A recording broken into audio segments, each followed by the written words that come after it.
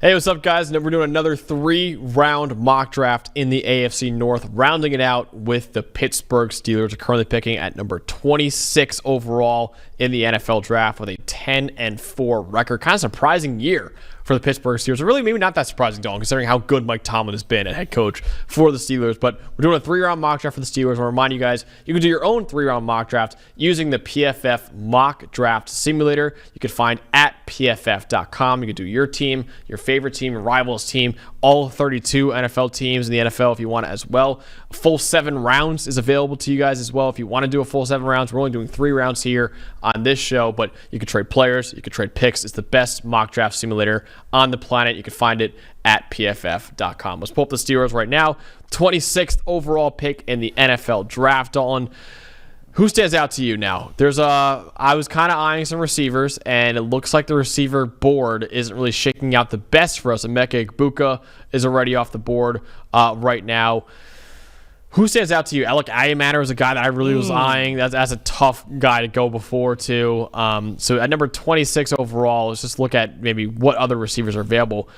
Wow, this board did not shake out well for us at all. It didn't. Ayamatter would have been a prime target right here. I think that's a guy I would have really liked in Pittsburgh. I think he fits the vertical element that they've got going with Russell Wilson and George Pickens. I think he just does a lot of fundamentally sound things, right? I think he reminds me a little bit-ish of Michael Thomas from the Saints in his days with the Saints, but him being off the board makes it tough. But I think now we start having a debate here because now I think we pass a receiver. Well, but we may not have to pass on a weapon. I think I saw Tyler Warren's name sitting there on the board. Double up at Penn State tight ends. And Pat Freiermuth and Tyler Warren. We're stacked with Freiermuth and even Darnell Washington. But Tyler Warren, if you think about him, yes, he's a tight end. He's a great tight end. But if you think about him as more of just a pure weapon and all the things you could do with 3 tight ends there, we see the Ravens do it in the same division all the time with Andrews and Likely and even Charlie Kolar.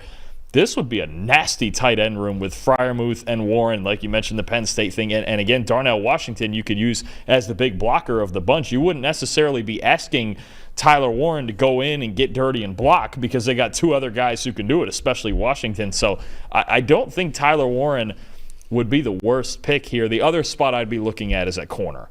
I think, look, Joey Porter Jr. is one guy that looks like he's a solution, but he's a bit inconsistent. But they want to play a lot of man-to-man and single high coverage. They need to find corners as well. So if we went that route, also wouldn't hate it. Would have to see what's on the board here. Ravel makes sense as a man-to-man guy.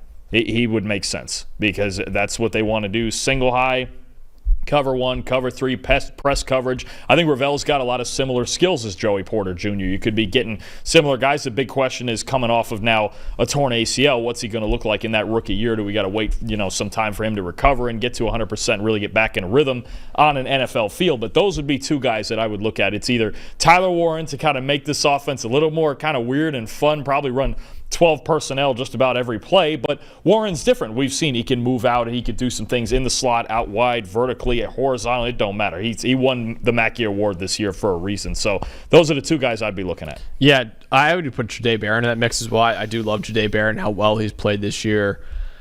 I would probably go corner here. I do think Pat Freiermuth has disappointed over the last couple of years probably for Pittsburgh at tight end, and I understand that, but it's almost quarterback situation too. Yeah, that's true. I just think that's probably more of a luxury pick, I think, for Pittsburgh right now. I think corner, they have Joey Porter Jr., like I said, has been really up and down. Dante Jackson is just not great, and then Beanie Bishop Jr. is a cornerback room right now. I think they really could improve at corner. So I'm down for either Ravel or Jahdae Barron. I don't know who I'm going to have higher on my board. I haven't really done a final grade check on either of them. I think this is a spot where they're a very similar talent, but then it's a scheme thing for me. Like there are other teams we had, was it with Cincinnati, we had Jahdae Barron with a heavy zone defense. Yeah. I think I like Ravel a little bit better. Yeah. With how Terrell Austin runs this defense. It's single high. It's a lot of cover 1. He really wants to establish man-to-man coverage in this defense, and I think he would feel better about doing that with Porter on one side, Ravel on the other, and Beanie Bishop's played well in the slot for sure. So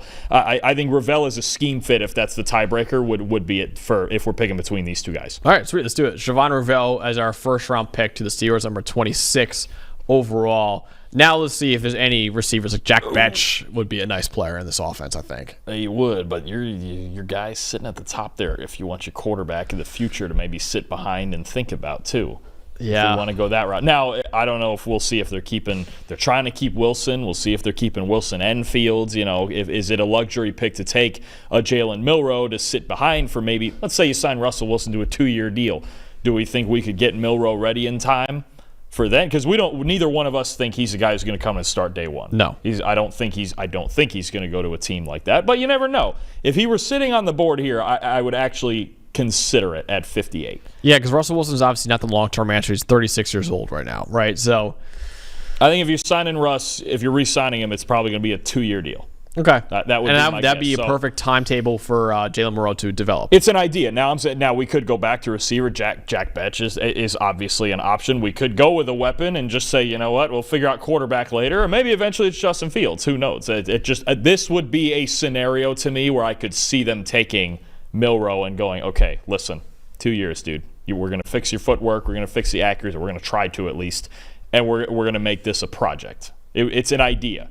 And I know it's something you've even talked about with the Steelers going, That's at least an idea. So it's an option. Unless we feel like, if we feel like, we're trying to win a Super Bowl next year with Russell Wilson, maybe we get Jack Betch in there, and you have George Pickens, and you have Roman Wilson, who we've hardly seen at all this year, if at all. You still have Calvin Austin and Freiermuth and the tight ends and that. So I think that's the goal, is how are we balancing win next year with Wilson, which is what you're trying to do if you re-sign him, versus long-term and trying to make things happen 5-10 years down the road. I kind of like the long-term play of Jalen Milroe. I do. I think late in the second round it makes a lot of sense. And I also wouldn't do it in like the first round. And also somewhere like Pittsburgh as well. That's an environment I'd love for him to be in, right? Where it's not a lot of pressure to come in immediately and contribute.